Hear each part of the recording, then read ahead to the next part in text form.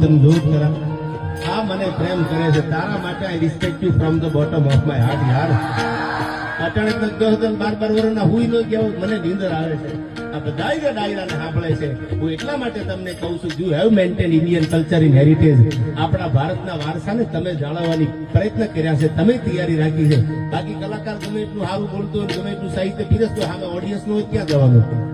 એ તારે માથા ભટકાડો થાય તમે બધા સાંભળો છો એટલે આ ડાયરો જીવતો છે મેઘાણી ઝવેરચંદ ને કોઈ પૂછ્યું આપણા રાષ્ટ્રીય શાયર હતા કાંતિલાલ એને કોઈ કીધું મેઘાણીને કે ડાયરો એટલે શું પિન્ટુભાઈ ને મુંબઈમાં જવાબ આપ્યો કે એક ગામડું બોલે